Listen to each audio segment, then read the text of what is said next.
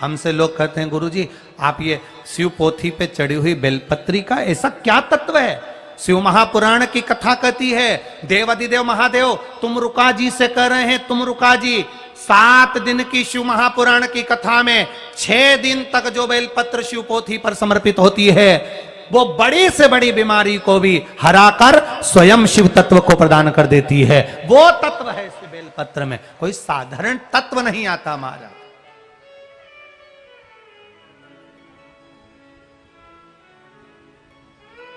एक बेलपत्र, एक साधारण सी बेलपत्री, केवल एक बेलपत्र, कितना लोग कहते हैं गुरुजी अगर हम पेड़ पे से बेलपत्र तोड़ लें और खा लें असर करेगी क्या? हम उनसे कहते हैं एक कटोरी प्रसाद बनाना और भगवान के आगे रख देना, और एक कटोरी प्रसाद भगवान के सामने रखना और एक कटोरी प्रसाद फ्रिज के ऊपर रख देना। दोनों को खाकर देखना, स्वाद दोनों में अलग आता है। जो भगवान के सामने रखा उसका स्वाद बढ़ जाता है। बाली के बेटे को आप जानते हो जिसका नाम था अंगद, पर एक सुग्रीव का भी बेटा था। बाली के बेटे को तो आप पहचानते हो, रामचरितमानस में आपने बार बार संवाद सुना है कि साहब ये बाली का बेटा है अंगद, और बड़ा वीर था जिसने लंकाधिपति रावण के सम्मुख में अपना चरण जमा दिया था, और वो चरण ऐसा जमाया कि वो हिलता ही नहीं था, इतना प्रबल चरण जमाया उसने। अब बाली के बेटे को तो आप पहचान गए, पर एक सुग्रीव का भी बेटा था जिसका नाम था दधिबल। ये सुग्रीव का बेटा है।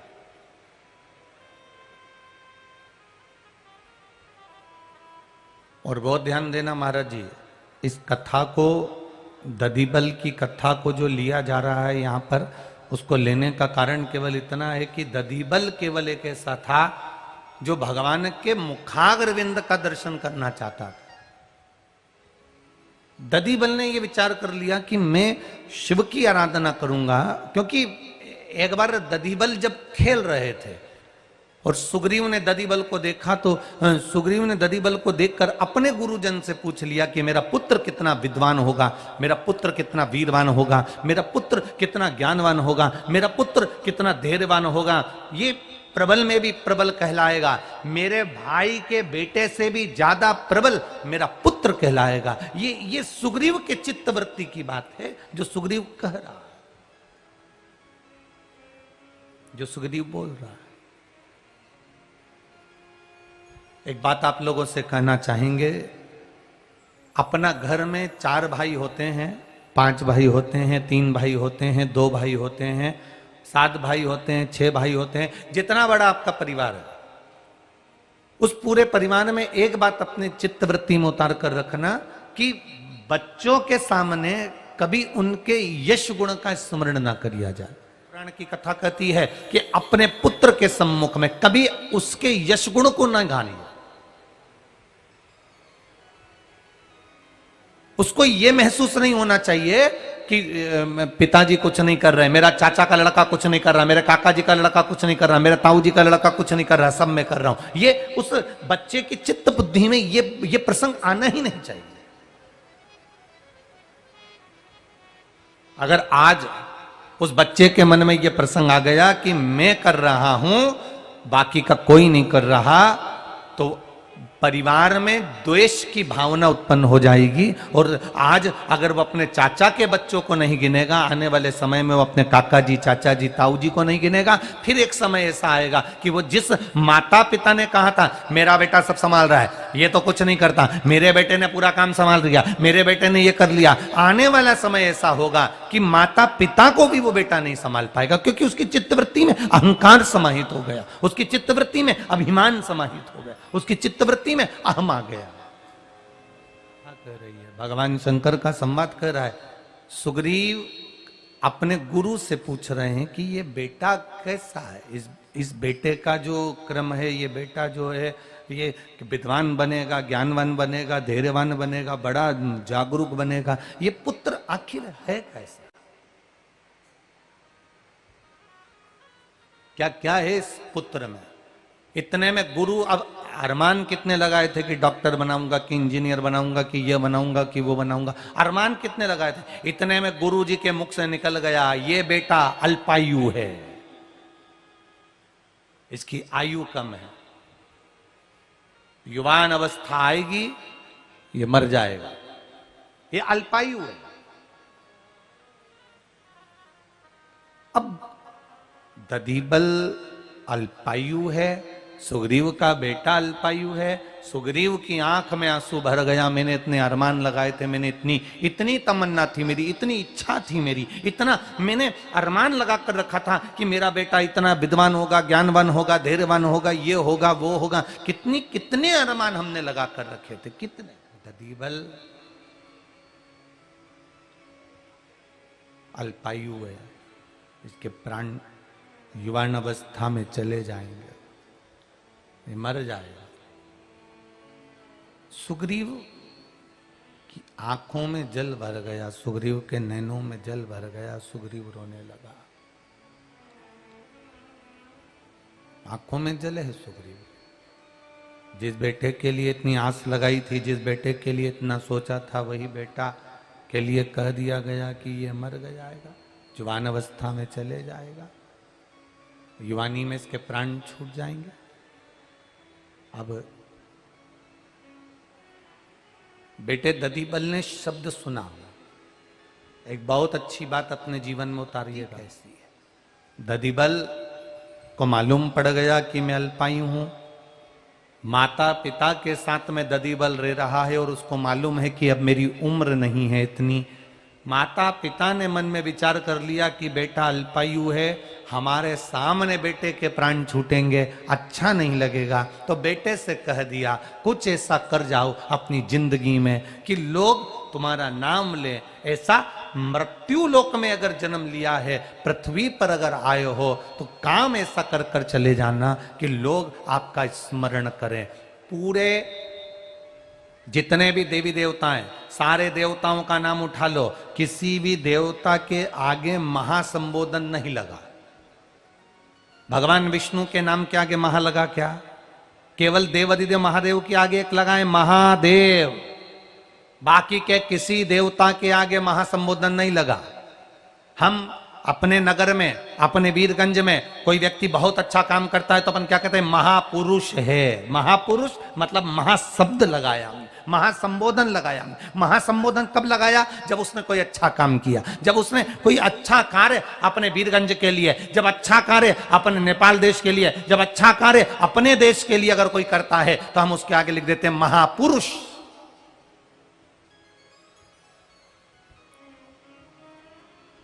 किसी देवता के आगे महासंबोधन नहीं लगा। इंद्र के आगे महा इंद्र लिखा क्या? कुबेर जी के आगे महाकुबेर लिखा क्या? गरुण जी के आगे महागरुण लिखा क्या? ब्रह्मा जी के आगे महाब्रह्मा लिखा क्या? भगवान नारायण के आगे महाब्रह्म भगवान विष्णु लिखा क्या? नहीं, केवल देवताओं में एक देव ऐसे हैं जिनके नाम के आगे महासंबोधन लगाया गया, जिनको देवों का देव महादेव कहा गया।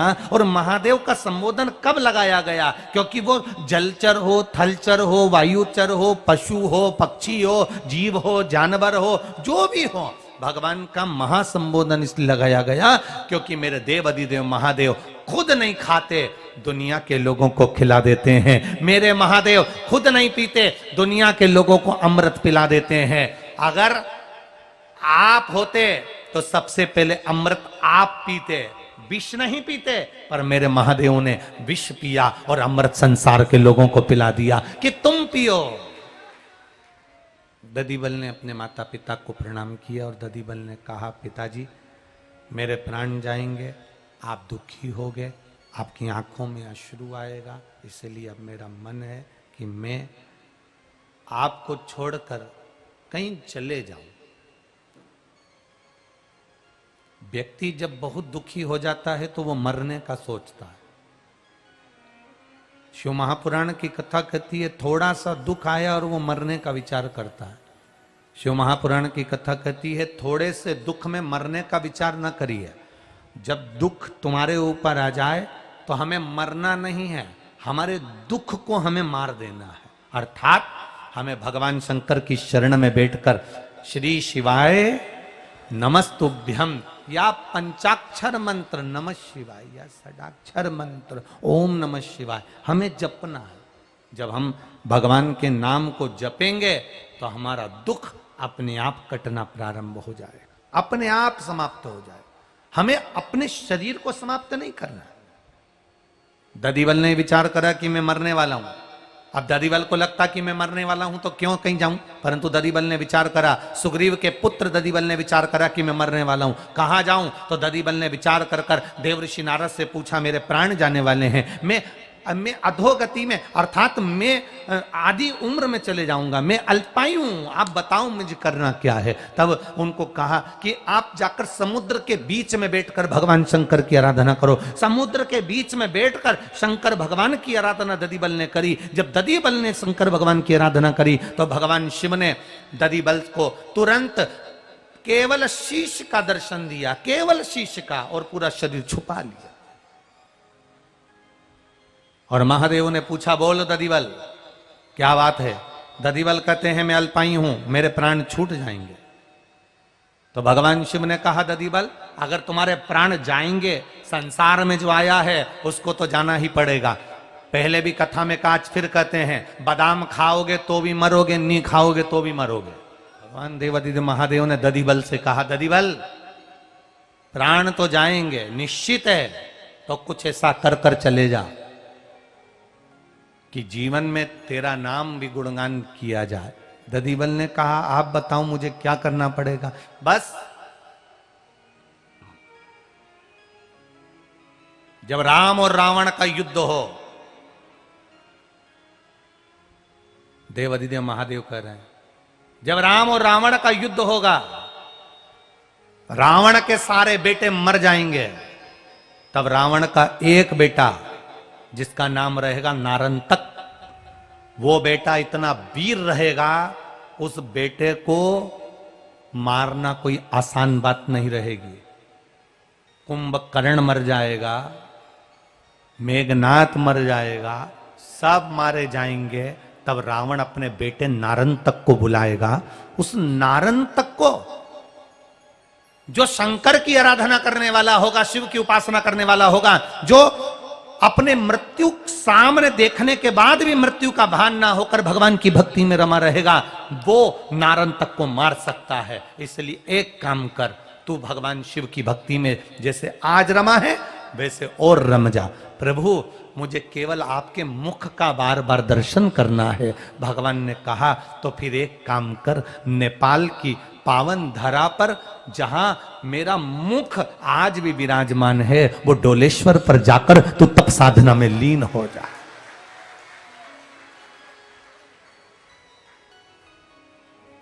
सारी दुनिया में जितने शिवलिंग हैं वो एकदम सीधे मिलेंगे। कौन कौन गया है डोलेश्वर? हाथ उठाओ जरा। डोलेश्वर का शिवलिंग सीधा है क्या? जम के बोलो, है सीधा? नहीं, थोड़ा टेढ़ा है। कारण क्या था?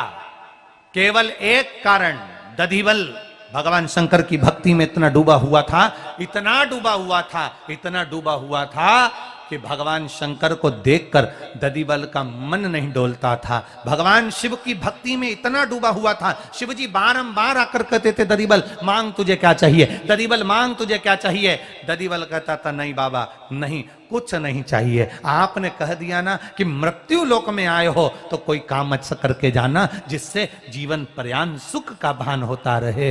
व्यक्ति चले जाता है पर व्यक्ति का नाम रह जाता है। दधिबल ने कहा, बस आपकी कृपा बनी रहे। बार बार दधिबल शिव की भक्ति करते थे, बार बार शंकर की आराधना करते थे, भगवान शिव की भक्ति में डूबे रहते थे। ऐसे डूबे रहते थे दधिबल, ऐसे डूबे रहते थे कि भगवान शंकर के शिवलिंग की आराधना करते करते एक बार दधिबल आराधना करते करते अपने हाथ का टेका महादेव के शिवलिंग से लगा लिया, और महादेव के शिवलिंग से जैसे ही टेका लगाया, दधिबल टेका लगाकर बस बैठे ही थे। देवादिदेव महादेव वहीं पर थोड़े से तिरछे हो जाते हैं और भगवान शिव आकर वर प्रदान कर कर चले जाते हैं। वो डोलेश्वर महादेव। वो डोलेश्वर महादेव, वो साधारण नहीं है डोलेश्वर महादेव। नेपाल की धरा पर ये पशुपतिनाथ, ये डोलेश्वर महादेव, ये कोई साधारण नहीं है महाराज, सिंपल है। ददीबल बैठ कर भगवान शिव की आराधना में लीन हुआ। इतनी भक्ति ददीबल ने करी, इतना विश्वास रखकर भगवान शंकर की आराधना करी, इतनी आराधना करी, शिव जी ने फिर आकर ददीबल को दर्शन दिया। वापिस पुनः ददीबल को जब दर्शन दिया, ददीबल रावण के बेटे नारंतक, जिसने हजारों वर्ष बैठकर तप किया, उसको मारने की सामर्थ्यता किसी में भी नहीं। रावण के बेटे नारंतक को मारने की सामर्थ्यता किसमें किसी में नहीं है, जिसने हजारों वर्ष तक तप किया। केवल एक तू ददीबल, सुग्रीव का तू बेटा है, केवल एक तू ऐसा रहेगा जिसने मेरी भक्ति केवल मुखाग्रविंद की पूजन कर कर करी है, इसलिए तू उस नारंतक का अंत कर सकता। और देखिए, राम और रावण के युद्ध में सब मारे जा रहे हैं, नारंतक को बुलाया गया, उसने पूरी राम जी महाराज की जितनी सेना थी उसको समाप्त करना चाहा। तब सुग्रीव ने अपने बेटे ददीबल को बुलाया और ददीबल को बुलाकर फिर उसको सामने खड़ा किया। युद्ध जब चला तब नारंतक का अंत हुआ, ददीबल विजय प्राप्त कर लिए, ददीबल की विजयता प्राप्त हो गई।